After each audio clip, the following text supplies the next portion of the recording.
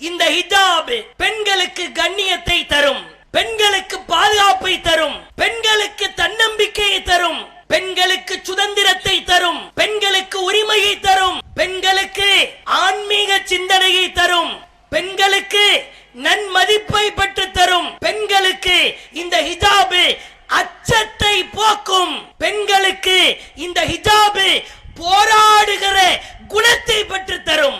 வேற என்ன செய்யும் இந்த ஹிஜாப்? போலி பெண்ணியவாதிகளுக்கு ஹிஜாப் எரிச்சலை தரும், காவி சங்கிகளுக்கு ஹிஜாப் கடும் கோபத்தை தரும், காம வெறி பிடித்தவர்களை இந்த ஹிஜாப் கடுப்பேற்றும், அரைகுறை ஆடை அணிபவர்களுக்கு எதிராக இந்த ஹிஜாப் நிற்கும்.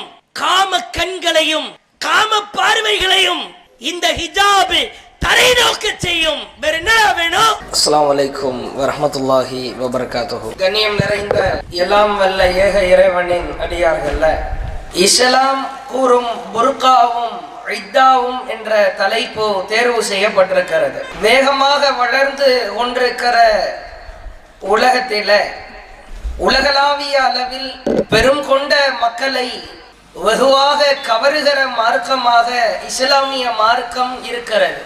இது நிதர்சனமான உண்மையாகும், யாரும் மறுக்க இயலாது. உலக அளவில் இஸ்லாம் இவ்வளவு தூரம் வளர்வதற்கான மிக முக்கியமான காரணம், இந்த மார்க்கத்தில் புதிதாக எதுவும் சேர்க்கப்படவில்லை, உள்ளே இருந்து எதுவும் வெளியே செல்லவும் இல்லை, யாரும் இந்த மார்க்கத்தில் கையாடல் செய்து நீக்கவும் இல்லை, சேர்க்கவும் இல்லை, இந்த சட்டம் பொருந்தாது என்று ஒதுக்கி தள்ளவும் இல்லை. அவ்வளவு பரிசுத்தமான மார்க்கமாக 14 நூற்றாண்டுகளுக்கு மேல் இந்த இஸ்லாம் இந்த உலகத்தில் பல்கி பெருகி வளர்ந்து கொண்டிருக்கிறது. இன்னும் ஒருபடி மேலாக சொல்வதாக இருந்தால், இந்தியாவினுடைய அரசியலமைப்பு சட்டத்தை 100க்கும் மேற்பட்ட முறையில் திருத்தம் செய்திருக்கிறார்கள். காலத்திற்கு தகுந்தாறு போன்று காலத்தை கணக்கிலே கொண்டு மக்களின் சூழலை புரிந்து கொண்டு இந்த சட்டம் கடந்த காலத்திலே பொருந்தியது, இந்த காலத்திலே பொருந்தவில்லை என்று சொல்லி மனிதன் எழுதிய சட்டத்தை திருத்தம் செய்கிறார்கள், நீக்குகிறார்கள், சேர்க்கிறார்கள். ரோட்டிலே வாகனத்தை ஓட்டிச் செல்கிறான் ஒரு மனிதன், திடீரென்று கீழே விழுகிறான். உடலில் மற்ற பாகங்களில் அடி விழுந்தால் உயிரிழப்பு ஏற்படுவதில்லை, தலைப்பகுதியில் அடிபட்டால் உடனே செத்து விடுகிறான். உடனே சட்டம் கொண்டு வருகிறான், ஹெல்மெட் அணிவது கட்டாயம். கணவன் குடித்து விட்டு வந்து ஒரு பெண்ணை கொடுமை செய்கிறான், தூக்கி போட்டு மிதிக்கிறான், ஆடு மாடை விட மோசமாய் அந்த பெண்ணை நடத்துகிறான். உடனே சட்டம் கொண்டு வருகிறான், பெண்கள் மீது கை வைத்தால் அவனுக்கு இந்த தண்டனை கிடைக்கும். குண்டர் சட்டம் என்று ஒன்றை கொண்டு வந்தார்கள். பிறகு அது வீரியம் போதாது என்று தடா என்று ஒன்றை கொண்டு வந்தார்கள். அதுவும் வீரியம் போதாது என்று பொடா என்று ஒன்றை கொண்டு வந்தார்கள். பிறகு வெயிலிலேயே வெளியே வர முடியாத அளவிற்கு ஒரு முக்கியமான சட்டத்தை கொண்டு வந்தார்கள். NIA என்ற பெயரால் பயங்கரமான முறையில் உள்ளே வைத்து நசுக்குகிற பலதரப்பட்ட சட்டங்கள் கொண்டு வரப்பட்டது. அப்ப காலத்திற்கு தகுந்தாறு போன்று எதை சேர்க்க வேண்டும் என்று மனிதன் சிந்திக்கிறான்.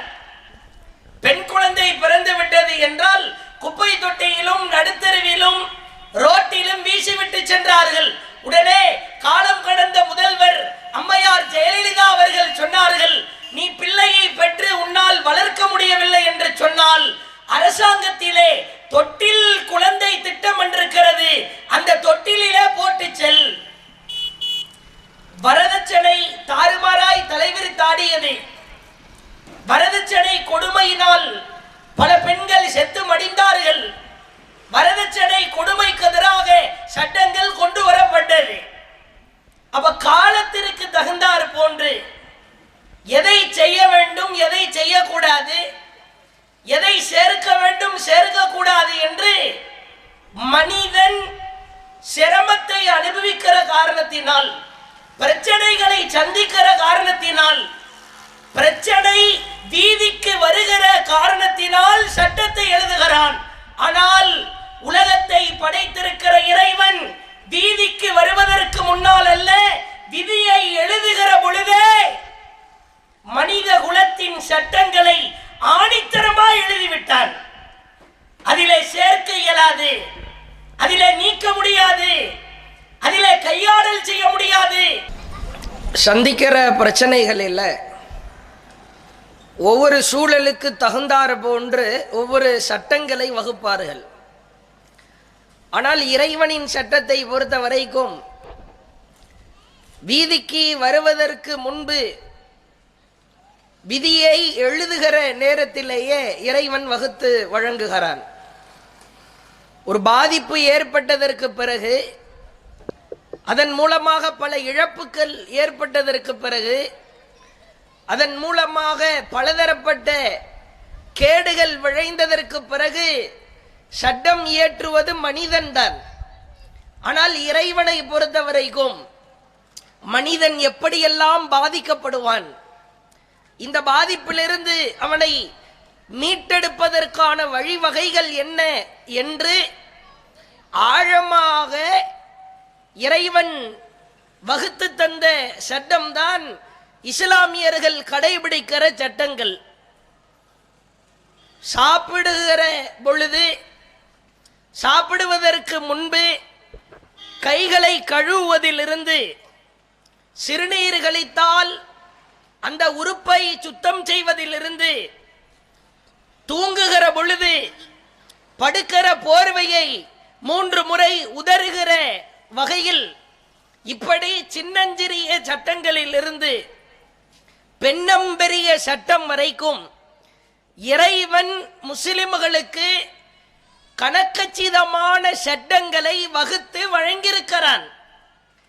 14 நூற்றாண்டுகளுக்கு முன்பு முஹம்மது நபி மூலமாக இந்த உலகத்திற்கு வழங்கப்பட்ட இந்த ஷரியத்து சட்டங்களிலே உலகமே சேர்ந்து எதிர்த்தாலும், உலகமே சேர்ந்து கை வைத்து அதை மாற்ற துடித்தாலும், கடுகை கோடி பங்காக வைத்து அதிலே ஒரு பங்கை கூட முஸ்லிம்கள் அந்த சட்டத்தை விட்டு கொடுக்க மாட்டார்கள் என்பதை ஆணித்தரமாக நாம் விளங்கிக் கொள்ள வேண்டும். இப்பொழுது பாருங்கள், இந்த நாட்டிலே, மதச்சார்பற்ற நாட்டிலே, வேற்றுமையில் ஒற்றுமை பாராட்டப்படுகிற இந்த நாட்டில் பல மதத்தை சார்ந்தவர்கள் வாழ்கிறார்கள். அதில் குறிப்பிட்டு சொல்வதாக இருந்தால், காலம் காலமாக ஒரு குறிப்பிட்ட மதத்தை சார்ந்தவர்களை குறித்து கடுமையான முறையில் நோவினை செய்கிற, துன்புறுத்துகிற, இல்லாத ஒல்லாத கருத்துக்களை எல்லாம் அவதூறுகளாய் அள்ளி தெளிக்கிற வேலைகள் நடைபெற்று கொண்டிருக்கிறது. முஸ்லிம்களே, நாம் ஒன்றை புரிந்து கொள்ள வேண்டும். வீடுகளுக்குள் இருந்து கொண்டு நாம் உண்டு, நம் வேலைகள் உண்டு என்று இருந்துவிட்டால், நம் சமூகம் பாதிக்கப்படுகிற பொழுது இஸ்லாமிய சட்டங்களிலே கயவர்கள் கை வைக்கிற பொழுது கண்டும் காணாமல் இருப்போம் என்று சொன்னால் அல்லாஹ் கேள்வி கேட்பான். அல்லாஹ்வின் தூதர் சொன்னார்கள், சிறந்த ஜிஹாது என்ன தெரியுமா? சிறந்த போர் எது தெரியுமா? போர்க்களத்திலே கலந்து கொண்டு ஆயுதங்களை தாங்கி உடல் உறுப்புகளை இழந்து உயிரை கொடுப்பதும் போர் என்று சொன்னாலும் அல்லாஹ்வின் தூதர் சொன்னார்கள், அநியாயக்கார ஆட்சியாளனுக்கு முன்னால் உண்மையை உரைத்து சொல்வது போர்களிலேயே மிகச்சிறந்தது என்று அல்லாஹ்வின் தூதர் நபிகள் நாயகம் சொன்னார்கள். அந்த வகையிலே சமீப காலமாக நீங்கள் பாருங்கள், புர்கா என்ற ஒரு படத்தை எடுக்கிறான். இந்த படத்தை எடுத்தவன் ஒரு முஸ்லிம் அல்ல, ஒரு இஸ்லாமியன் அல்ல. இந்த படத்திலே நடித்தவன் இஸ்லாமியன் அல்ல. அதிலே நடித்த அந்த கூத்தாடி சினிமா ஹீரோயின் இஸ்லாமியர் அல்ல. புர்கா என்ற படம், இதை டைரக்ட் செய்த, கதை திரைக்கதை வசனம் எழுதிய அந்த கேடுகட்டவன் முஸ்லிம்கள் உயிராக மதிக்கிற சரியா சட்டமாக இருக்கிற அந்த இத்தா சட்டத்தை கொச்சைப்படுத்தி இந்த படத்திலே கேவலமாய் விமர்சிக்கிறான். நன்றாக புரிந்து கொள்ள வேண்டும். முஸ்லிம்கள் உயிரை இழந்தேனும் சரியா சட்டத்தை பாதுகாக்க பாடுபட வேண்டும். அது நமக்கான உரிமை. அந்த படத்திலே ஒரு பெண் இருக்கிறாள், கணவனை இழந்து விட்டாலாம், அவருடைய கணவர் மரணித்து விட்டாராம், யாருமே இல்லாத அறையிலே இருக்கிறாராம், யாருமே இல்லை. இவள் அந்த பகுதியிலே அந்த வீட்டிலே இருக்கிறாள். படத்தின் காட்சியை பாருங்கள். படம் ஆரம்பிக்கப்படுவதற்கு முன்பு திருமறை குர்ஆனுடைய 2வது அத்தியாயத்தின் பக்ரா சூராவுடைய அந்த சூராவில் வருகிற ஆயத்துல் குர்சி, அல்லாஹு லா இலாஹா இல்லாஹுவல் ஹய்யுல் கய்யூம், இந்த ஆயத்துல் குர்சியை டிஸ்ப்ளே செய்து படத்தை ஆரம்பிக்கிறார்.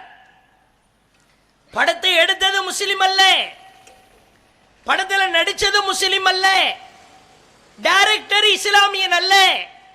எவ்வளவு வன்மம் இருக்குமையானால், எவ்வளவு உள்ளத்திலே நஞ்சை வைத்திருப்பான் என்று சொன்னால், ஆயத்துல் குர்சியை டிஸ்ப்ளே செய்து படம் ஆரம்பிக்கிறது. ஒரு பெண் இருக்கிறாள், முகத்தை மூடி இருக்கிறாள், உடலை மறைத்திருக்கிறாள். திடீரென்று வாசலில் இருந்து ஒரு சத்தம் வருகிறது. நாய் கத்துற மாதிரி ஒரு சவுண்ட் வருது. எட்டி பார்த்தா நாய் இல்லை, ஒரு கிறுக்கன் கேடுகட்டவன் குடிகார ஒருத்தன் அடிபட்டு கிடக்கிறான். யார் அவன்? அவனே சொல்லுகிறான், நான் என்னுடைய தாயார் ஒரு விபச்சாரி, அந்த விபச்சாரிக்கு பிறந்த மகன் தான் நான். யாரு கூட சண்டையை போட்டிருப்பான் போல அந்த கேடுகட்டவன். அடிபடி தகராறுல அங்கங்க கத்தி குத்துப்பட்டு ஆளு மூர்ச்சையாகி கிடக்கிறான். உடனே இந்த பெண் என்ன செய்கிறாளாம், கைத்தாங்கலாக அந்த குடிகார அயோக்கியனை தூக்கி வீட்டிற்குள் அழைத்து வந்து கட்டிலே படுக்க வைத்து முதலுதவி சிகிச்சை செய்கிறாளாம். பிறகு அந்த கேடுகட்ட மயக்கம் தெளிந்ததற்கு பிறகு இந்த பெண்ணை சீண்டுகிறான். நீங்கள் யார்? ஏன் தனியா இருக்கிறீங்க? உங்களுக்கு என்ன ஆயிற்று? இல்ல, என் கணவன் இறந்துட்டாரு, அதனால 4 மாசம் 10 நாள் நான் இதா இருக்கணும். எங்க கொண்டு வந்து கை வைக்கிறான்னு பாருங்க. இஸ்லாத்தின் மீது காழ்ப்புணர்வு கொண்டு இஸ்லாத்தை அழிக்க துடைக்கிற அந்த கேவலமான குணம் படைத்தவர்கள் 4 மாசம் 10 நாள் முஸ்லிம் பெண் இருக்கிற இத்தாவை படமாக எடுக்கிறான். பிறகு இந்த குடிகார ராஸ்கல் அட்வைஸ் பண்றாராம். அது எப்படி? நாகரிகம் வளர்ந்த காலகட்டங்களிலே, அறிவியல் வளர்ந்த காலகட்டங்களில் 4 மாசம் 10 நாளா இது அறிவுக்கு பொருந்தவில்லையே, நீ எல்லாம் பேசலாமா? கதை திறக்கத வசனத்தின்படி நீ ஒரு விபச்சாரிக்கு பொருந்தவன். புரிந்து கொள்ளுங்கள். ஒரே ஒரு கேள்வி, இந்த டைரக்டர் இந்த மாதிரி வேறு மதத்தை சார்ந்தவர்கள் குறித்தோ அவர்களுடைய சட்டங்கள் குறித்தோ படம் எடுத்தால் இன்னைக்கு அவன் ஊருக்குள்ள உலகத்தில் உயிரோடு நடமாடி இருக்க முடியுமா? முஸ்லிம்கள் என்றால் உனக்கு கில்லுக்கிறையா? நாங்கள் அப்படி என்ன செய்தோம்? நாங்கள் எங்கள் மார்க்கப்படி, எங்கள் குர்ஆனின்படி சரியா சட்டத்தை பேணுகிற காரணத்தினால உனக்கு என்னடா வந்துச்சு? இப்ப இதான்னா என்ன? உலகத்துக்கு விளக்கணும். 4 மாசம் 10 நாள் இருட்டறையிலே இருக்க வேண்டும். 4 மாத 10 நாட்கள் வெளியே செல்வது கூடாது என்றெல்லாம் ஒரு கதையை கட்டி வைத்திருக்கிறான். படத்திலே சினிமாவாக அதை கற்பனை கதையாக உருவாக்குகிறான். இதான் என்ன?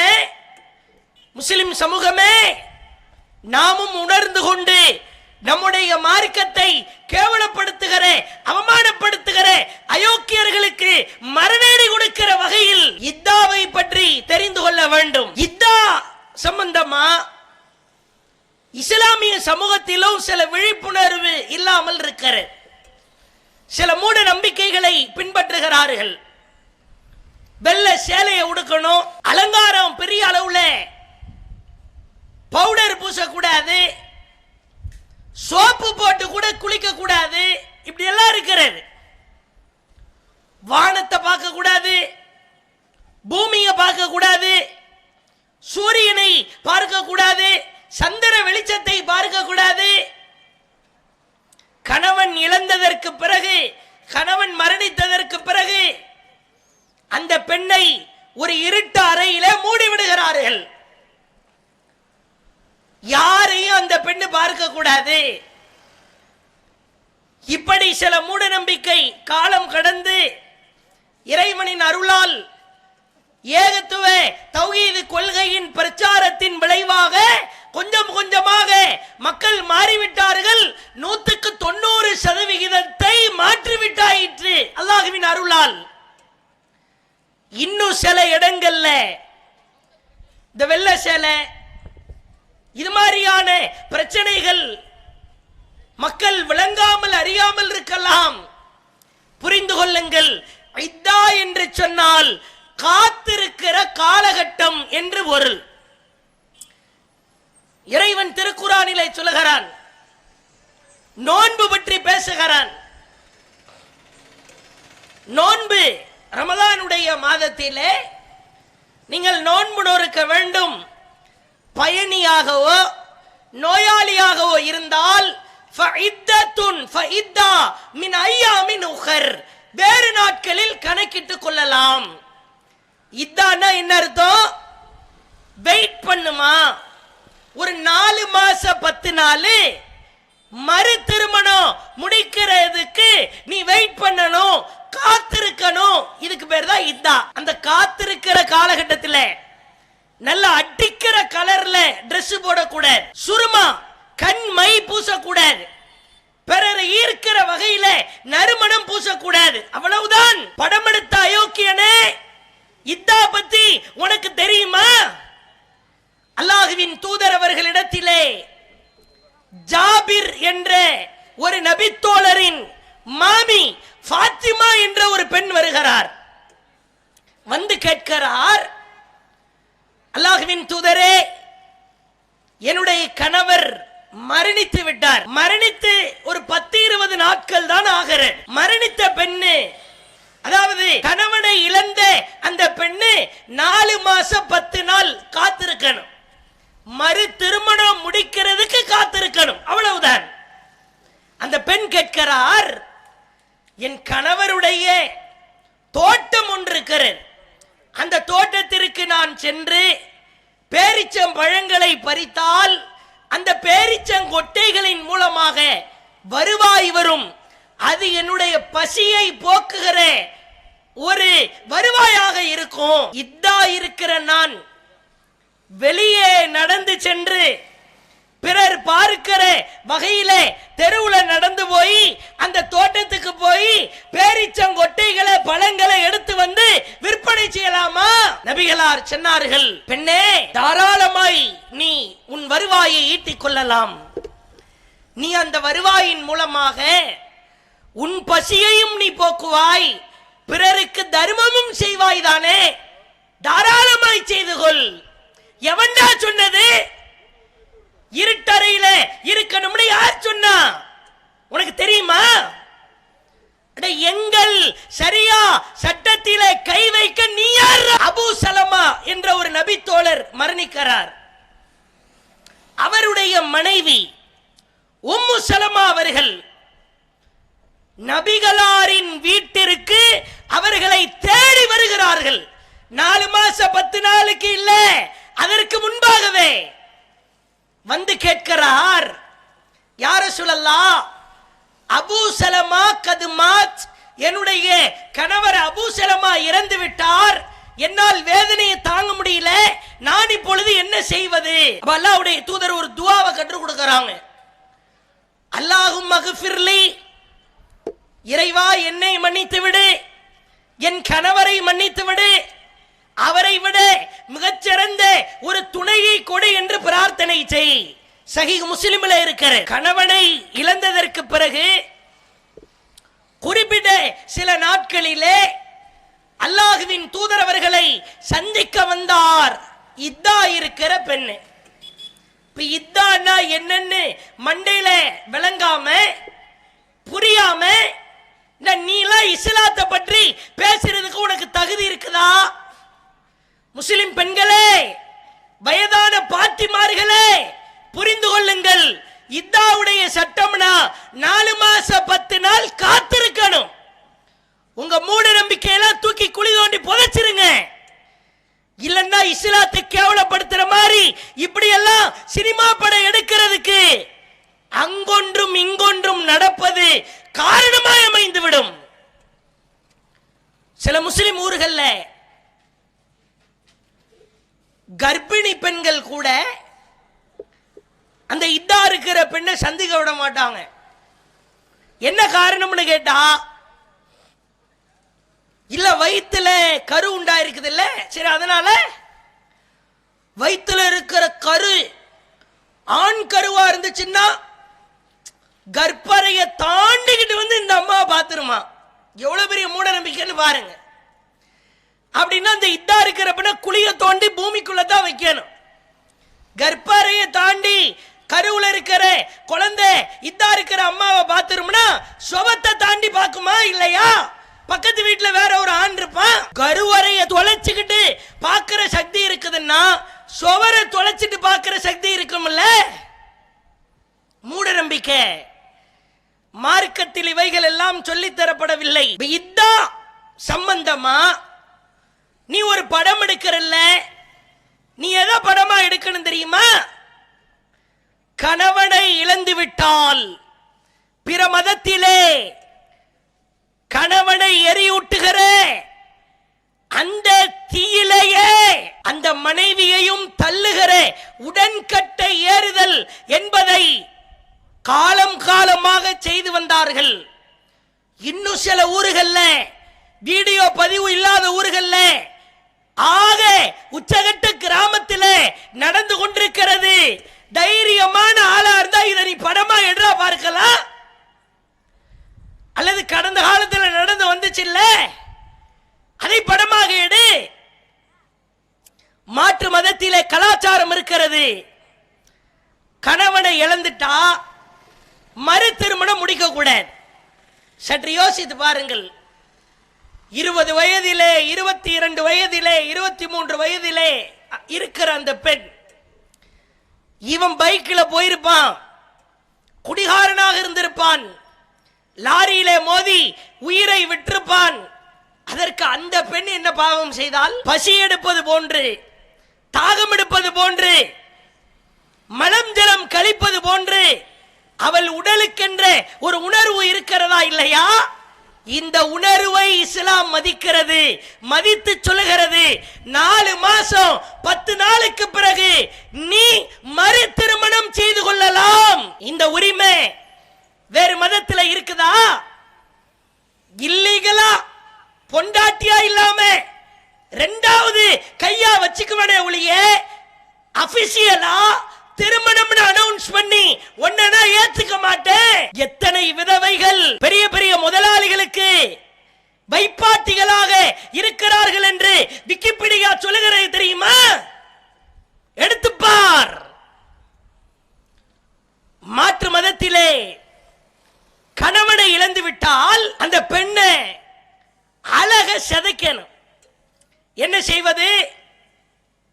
வெள்ளை சேலை, முழுசா வெள்ளை சேலையை கொடுப்பாங்க. கழுத்தில, காதில, கையில, கால்ல எல்லா அலங்காரங்களையும் கழட்டுவார்கள். அப்பவும் அழகா தெரியுதா? மொட்டை அடிச்சிருவாங்க. ஒரு பெண்ணுக்கு இருக்கிற அழகிலேயே முடியிருப்பது ஒரு அழகு. மொட்டை அடிப்பார்கள், பிறகும் அழகாய் தெரிந்தால் பப்பாளி இருக்குதுல, பப்பாளி இது மாதிரியான பழங்களையோ காய்கறிகளையோ நெருப்புல சுட்டு சுட சுட வாய்க்குள்ள திணிப்பாங்க. அப்படி திணித்தால் ஒண்ணு பல்லு அந்த சூடு தாங்காம தானா உடைஞ்சு விழுந்துரும், அல்லது வாய் முழுக்க கொப்பளம் ஏற்பட்டு உதடுகள் வெடித்து அந்த வேதனை தாங்க முடியாமல் ஈறுகள் எல்லாம் வெடித்து பற்கள் துண்டு துண்டாய் நொறுக்கி விடும். ஒரு பெண்ணு கணவனை இழந்துட்டா, அவன் செத்து போயிட்டா, மரணிச்சிட்டா, மறு திருமணம் செய்து கொள்ளலாம் என்கிற அழகான உரிமை எங்க இருக்கிறது? அதை மறைத்து விட்டு மூடி விட்டு இத்தாவை கொச்சைப்படுத்தி படம் எடுக்கிறாயா? இத்தா என்று சொன்னால் 4 மாசம் 10 நாள் கணவன் மரணித்து விட்டால் காத்திருக்க வேண்டும், அவ்வளவுதான். இதுல அறிவுஜீவி மாதிரி 4 கேள்வி வர கேட்பானே, அது எதுக்கு 4 மாசம் 10 நாள்? கரு உண்டா இருக்கிறதா இல்லையா என்று தெரிவதற்கு 4 மாசம் 10 நாள் தேவையா?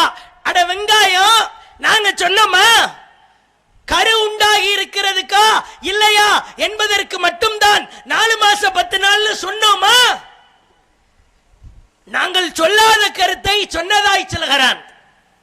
அறிவியல் வளர்ந்து விட்டது, கருவறையை சோதிச்சு பார்த்தரலாம். ஒரு பெண்ணுக்கு தன்னுடைய வாழ்க்கையில் உச்சபட்ச மதிப்புடையவர் கணவர் தான். அதனாலதான் நபிகளார் சொன்னாங்க, உன் அம்மா, உன் அப்பா, உன் சகோதரன், நீ பெற்றெடுத்த பிள்ளை யாரா இருந்தாலும், யார் இறந்து போனாலும் 3 நாளைக்கு மேல துக்கம் அனுஷ்டிக்க கூடாது. கணவனை இழந்த பெண்ணை தவிர அவளால தாங்க முடியாது, ஜீரணிக்க முடியாது. நகமும் சதையுமாய் பழகிய அவர்கள் வாழ்ந்த அந்த பொன்னாலான வைரத்தாலான நாட்களை எண்ணி எண்ணி பார்ப்பால், அழுவாள், கதறுவாள், உடனே மீள முடியாது. மன ரீதியா சில நாள் தேவை, அவ தயாராகணும். அப்ப கரு உண்டாகி இருக்கிறதா இல்லையா என்பதை பார்ப்பதற்கு மட்டும் இதா கிடையாது. அதையும் தாண்டி பல மன ரீதியாக, உளவியல் ரீதியாக மறு திருமணத்திற்கு தயார் செய்வதற்கு அவள் மன ரீதியாக தயாராகணும். 4 மாத 10 நாள் அல்ல, எங்கள் இறைவன் 400 நாட்கள் இதா இருக்க வேண்டும் என்று சொல்லி இருந்தாலும் எங்கள் முஸ்லிம் பெண்கள் இருப்பார்கள், மறுபேச்சு பேச மாட்டாங்க. உனக்கு என்ன, எங்களுக்கு கஷ்டம்னு நாங்க சொன்னோமா? இதை ஆழமாக புரிந்து கொள்ளுங்கள். இதா என்பது குறித்து யாரெல்லாம் கேவலமாக பேசுகிறானோ அவனுக்கு மரணடி கொடுக்கிற விதமா இஸ்லாத்துல இதா சட்டம் என்ன சொல்லப்பட்டிருக்கு உனக்கு தெரியுமா தெரியாதா? தெரியலன்னா வாய மூடிக்கிட்டு அமைதியா இரு. ஒரு மதம் மீது குற்றம் சொல்லாதே. அடுத்து பாருங்கள், ஹிஜாப். சமீப காலமாக முஸ்லிம் பெண்கள் அணிந்திருக்கிற இந்த ஹிஜாப் ஆடை மீது எதிரிகளுக்கு அவ்வளவு எரிச்சல் ஏற்படுகிறது.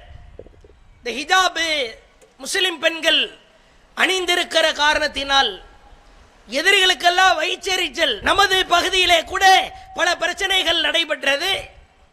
அல்லாஹ்வுடைய அருளால ஒரு போராட்டம் வெடிக்கும் என்று அறிவித்தோம், அரசு ஒத்துழைத்தது. அது மாதிரி விஷ ஜந்தாய் முளைத்த அந்த கேடுகட்ட விஷத்தை வேரோடு சாய்த்தது. மிக்க நன்றி.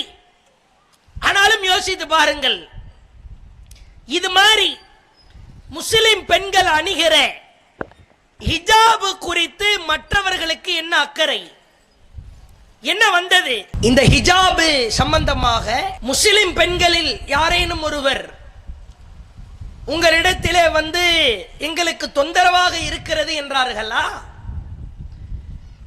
கர்நாடகாவில் இருந்து, உத்தரப்பிரதேசத்தில் இருந்து, ஏன் தமிழகத்தில் சங்கிகளோ காவிகளோ கால் வைக்க முடியாத அளவிற்கு ஓட ஓட விரட்டப்படுகிற தமிழகத்தில் கூட நாகப்பட்டினம் மாவட்டத்தில் இருக்கிற ஒரு கிராமம் வரைக்கும் இந்த ஹிஜாப் அணிகிற பெண்களை கண்டால் அவ்வளவு கடுப்பாகிறது என்றால் என்ன காரணம்? அப்படி என்ன இருக்கிறது இந்த ஹிஜாப்ல?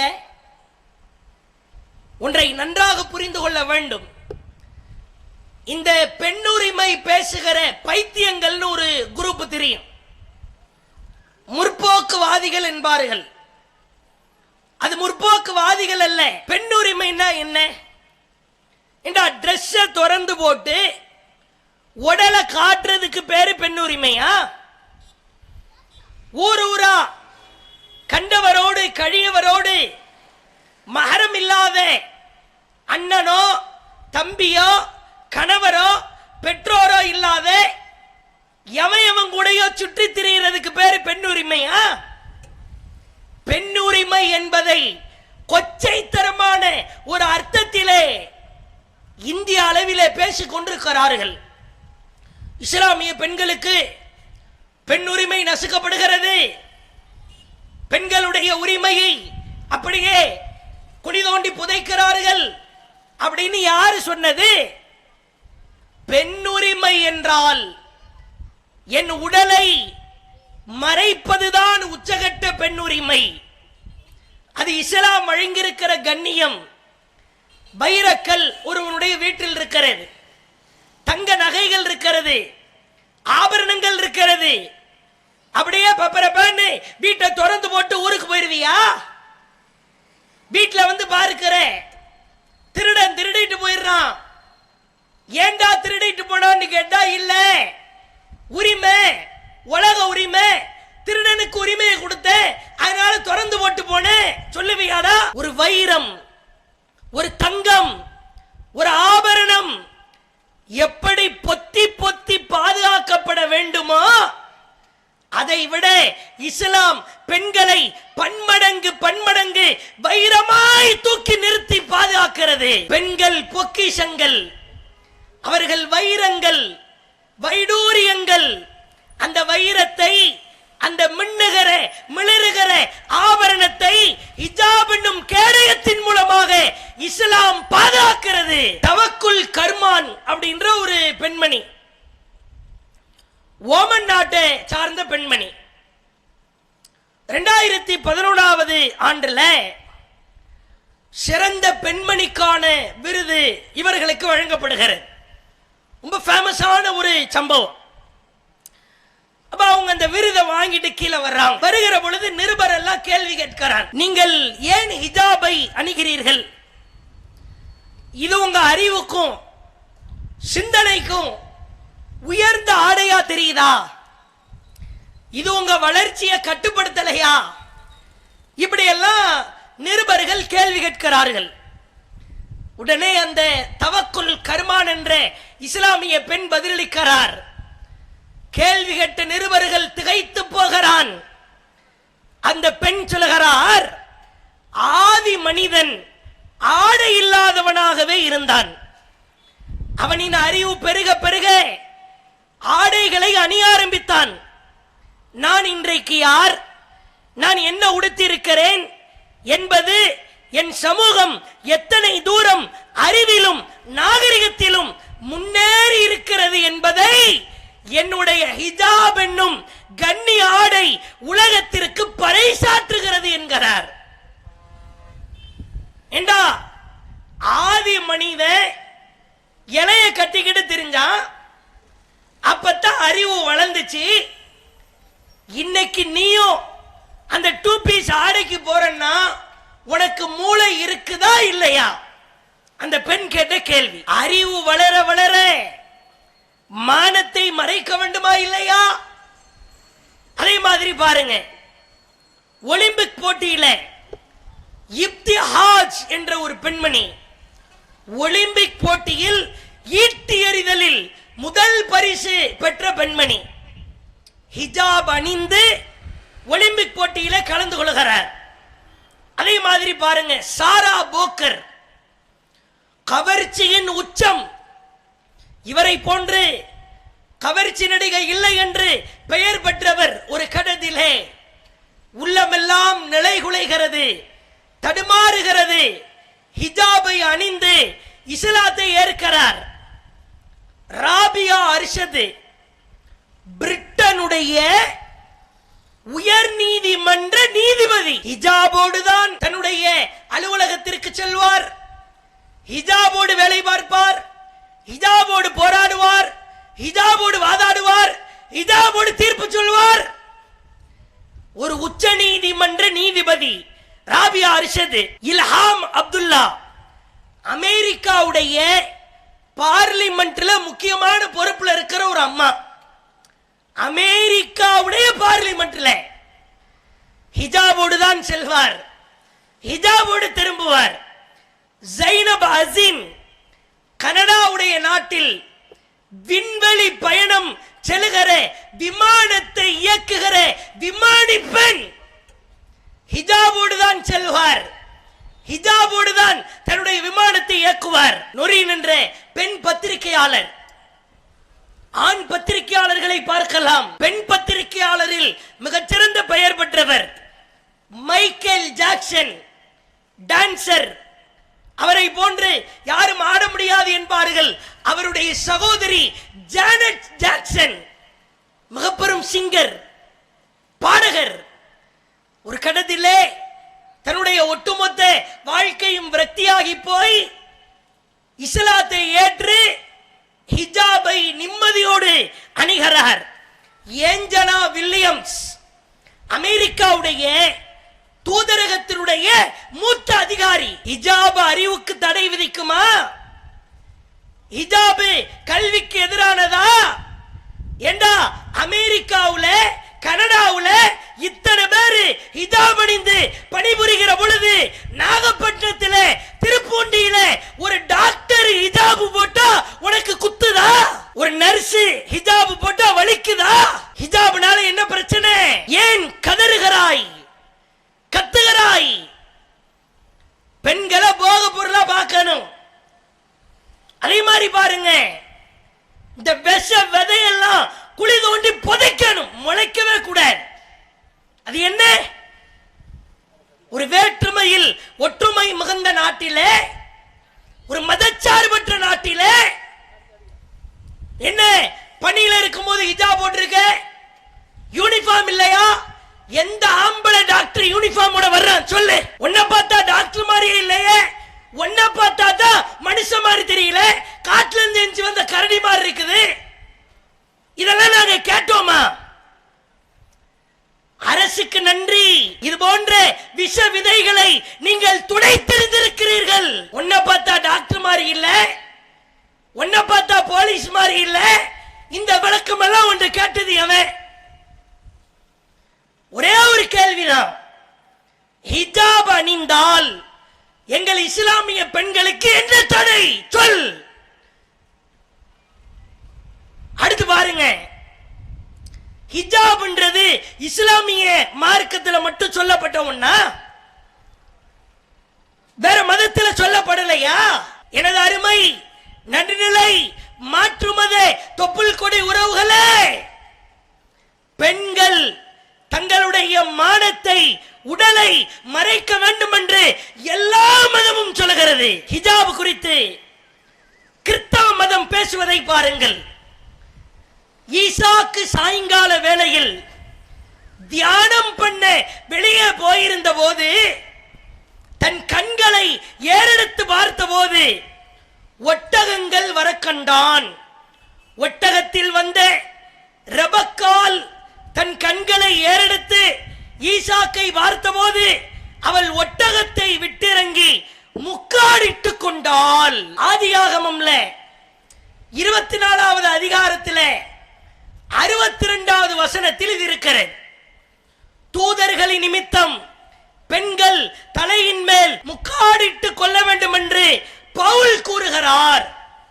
கொரிந்தியா அப்படின்ற அதிகாரத்தில் 11வது அத்தியாயம் 10வது வசனத்தில் இருக்கிறது.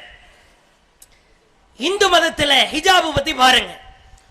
உனக்காக படைத்த உன் சீமாட்டிக்கு கூறு, உன்னுடைய கண்களை தாழ்வாக்கிக் கொள், பார்வையை மேல் நோக்காதே, அது உன் பாதத்தை நோக்கி இருக்கட்டும், பிறர் எவரும் உன் வெளித்தோற்றத்தை பார்க்கா வண்ணம் திரையிட்டு மறைத்துக் கொள். ரிக்வேதத்திலே 8வது அத்தியாயத்திலே 33வது சப்ஜெக்டிலே 19வது வசனம் எடுத்து பார். பெண்கள் மானத்தை மறைக்க அனைத்து மதங்களும் பாடுபடுகிறது. இஸ்லாம் பெண்களை உச்சத்திலே வைத்து பாதுகாக்கிறது. இந்த மார்க்கத்தை பற்றி நீ குறை சொல்லலாமா? ஹிஜாபை பத்தி வாய் திறக்கலாமா? எங்கள் இறைவன் எங்கள் பெண்களுக்கு விருப்பமாக அல்ல, விரும்பியோ விரும்பாமலோ நீ ஹிஜாப் அணிந்து கொள்ளலாம் என்ற வார்த்தையில் அல்ல, கட்டாயமாக உன் மானத்தை மறைக்கிற இந்த ஹிஜாபை நீ அணிந்தே தீர வேண்டும் என்று எங்கள் இறைவன் எங்கள் பெண்களுக்கு விதித்திருக்கிற கட்டளை. இதை எங்கள் பெண்கள் விடமாட்டார்கள். கற்பை பாதுகாக்கிற, மானத்தை பாதுகாக்கிற ஒரு கண்ணிய ஆடை ஹிஜாப். பாருங்கள், இந்த ஹிஜாப் திருமறை குர்ஆன்ல இறைவனின் வார்த்தையாக சொல்லித்தரப்பட்டிருக்கிறது. ஹிஜாப் என்ன செய்யும்? சில தகவல். இந்த ஹிஜாப் என்ன செய்யும் பாருங்கள். இந்த ஹிஜாப் பெண்களுக்கு கண்ணியத்தை தரும், பெண்களுக்கு பாதுகாப்பை தரும், பெண்களுக்கு தன்னம்பிக்கையை தரும், பெண்களுக்கு சுதந்திரத்தை தரும், பெண்களுக்கு உரிமையை தரும், பெண்களுக்கு ஆன்மீக சிந்தனையை தரும், பெண்களுக்கு இறைவனின் மீது அச்சத்தை தரும், பெண்களுக்கு நன்மதிப்பை பெற்று தரும், பெண்களுக்கு இந்த ஹிஜாப் அச்சத்தை போக்கும், பெண்களுக்கு இந்த ஹிஜாப் போராடுகிற குணத்தை பெற்று தரும். வேற என்ன செய்யும் இந்த ஹிஜாப்? போலி பெண்ணியவாதிகளுக்கு ஹிஜாப் எரிச்சலை தரும், காவி சங்கிகளுக்கு ஹிஜாப் கடும் கோபத்தை தரும், காமவெறி பிடித்தவர்களை இந்த ஹிஜாப் கடுப்பேற்றும், அரைகுறை ஆடை அணிபவர்களுக்கு எதிராக இந்த ஹிஜாப் நிற்கும். காம கண்களையும் காம பார்வைகளையும் இந்த ஹிஜாப் தரை நோக்க செய்யும். வேற என்ன வேணும்? உலகத்திலே பெண்களை பாதுகாக்கிற ஒரு பொக்கிஷ ஆடை ஹிஜாப், கண்ணிய ஆடை ஹிஜாப். சங்கிகள் கருத்தை எதிர்க்க துணிவுமிக்க ஆடை இந்த ஹிஜாப்.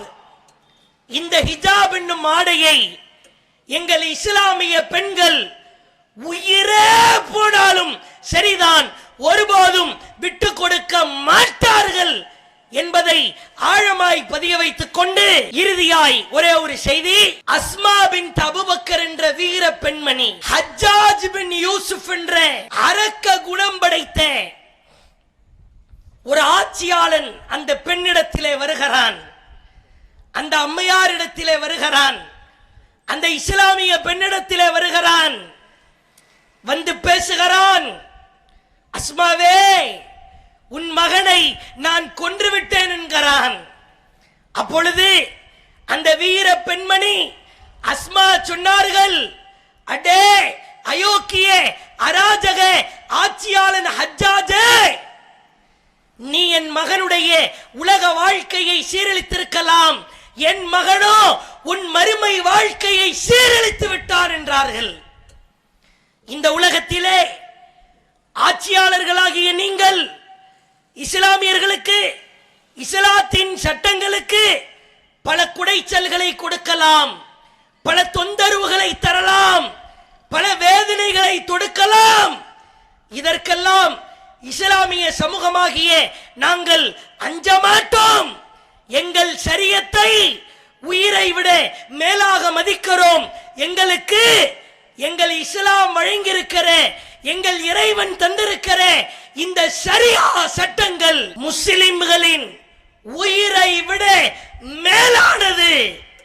உயிரே போனாலும் ஷரியத்து சட்டங்களை யாருக்காகவும் விட்டு கொடுக்க மாட்டோம் என்பதை ஆணித்தரமாக பதிய வைத்து, இஸ்லாத்தின் எதிரிகள், இஸ்லாத்தை அழிக்க நினைப்பவர்கள் உங்கள் பகல் கனவுகளை எல்லாம் மூட்டை முடிச்சுகள் போட்டு குழி தோண்டி புதைத்து விடுங்கள்.